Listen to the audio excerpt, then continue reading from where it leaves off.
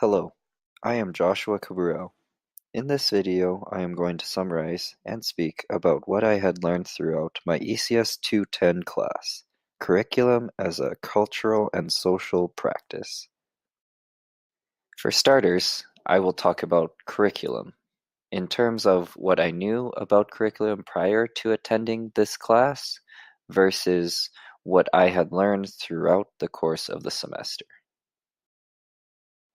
Honestly, I had very little knowledge on curriculum prior to this course. I thought that the faculties in schools did most of the curriculum work.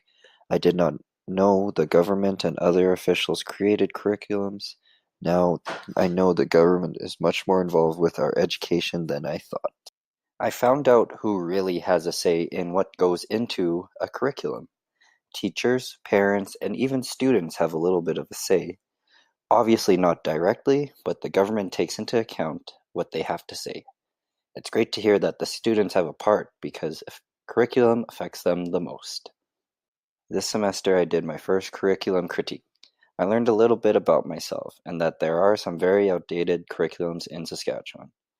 In my opinion, outcomes and indicators are very important in any curriculum. I also learned that lesson plans rely heavily on curriculums for better teaching and learning. Now I'd like to talk about my learning experience in treaty education from this semester. In terms of my knowledge earlier in the semester, as a pre-service mathematics teacher, I thought after reading upon a math curriculum, there was no necessary reason to touch on the Indigenous and mathematics relationship, because I did not think mathematics had cultural differences. But now I had learned that the First Nations community was taught mathematics in their own way. This being said, it came with difficulties, culturally speaking. The difficulties would be math that was taught in base 20 rather than base 10, and having young students learn math not in their own language, but in English and French. I believe now that treaty education is much more necessary in terms of mathematics because teachers in Canada have to take into account that Indigenous people were taught mathematics differently at a very young age. In my future practice, I will continue to educate myself on this matter. One of the struggles I discovered this semester was that it is very difficult to learn about curriculum on your own. Your professors and peers are very helpful towards that learning. They helped me better understand all the assigned readings by listening to everyone's opinions and absorbing others' knowledge. Another struggle I had recognized was the differences in initial opinions on cultural topics. Even though we were a class full of students who were educated in Canada, it was clear we all had different views based off of our cultural backgrounds. I really enjoyed this class. I learned a lot about education and curriculum. It was fun participating in everyone's lessons plans at the end of the semester.